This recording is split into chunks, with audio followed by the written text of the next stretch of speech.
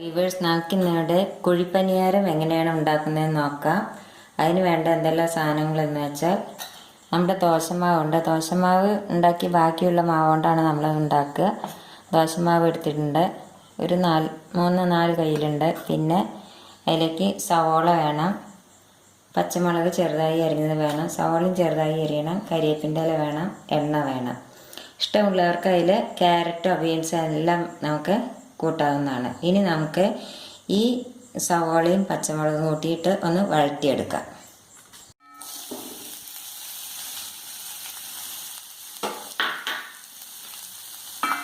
സവോളയും പച്ചമുളകും ഇട്ടു ഇതൊന്ന് വഴറ്റിയെടുക്കാം. ഇപ്പോൾ നമ്മൾ ക്യാരറ്റ് കൂട്ടുകയാണെങ്കിൽ ക്യാരറ്റും ഇതിൻ്റെ കൂടെ ഇട്ടിട്ട് വഴറ്റാം. അങ്ങനെ എടുത്തിട്ടില്ല, ഇതൊന്ന് വഴറ്റിട്ട് നല്ലപോലെ ഇതാണ്ട് ഒന്ന് വഴന്നാൽ മതി. വഴന്ന് കഴിഞ്ഞ് ഇതിനി ഒന്ന് തണുത്തിട്ട് നമുക്ക് ഈ മാവിലേക്ക് ഇടാം. സവാള വഴന്ന് കഴിഞ്ഞ് നമുക്കിനി തണുത്ത് കഴിഞ്ഞ് ഇനി നമുക്ക് ഇത് മാവിലേക്ക് ഇടാം. നമ്മൾ ഉള്ളി വഴറ്റിയതെല്ലാം ഇതിൽ ഇട്ട് കഴിഞ്ഞു. ഇനി നമ്മളിത് അപ്പക്കാരെല്ലാം ഉണ്ടാക്കുന്നത്. അതിലേക്ക് നമുക്ക് എണ്ണ ഒഴിച്ച് കൊടുക്കാം.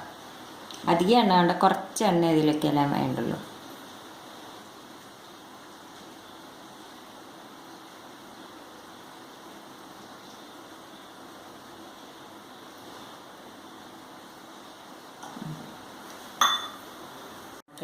ഇത് ഒഴിച്ച് കൊടുക്കാം.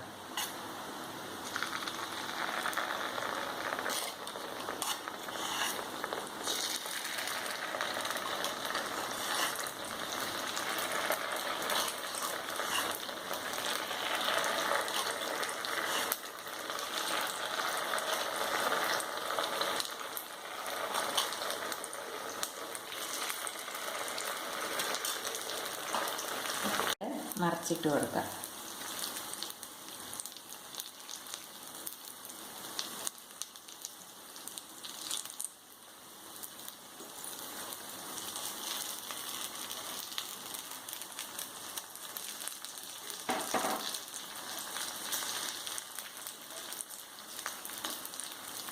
നമുക്ക് എളുപ്പം ഉണ്ടാക്കാവുന്ന ഒരു പലഹാരമാണ്. തമിഴ്നാട്ടിലാണ് അത് അധികം ഉണ്ടാക്കുക. ഇത് മൂക്കട്ടെ. അതായി കഴിഞ്ഞ് ഇനി നമുക്കിത് വാങ്ങാം.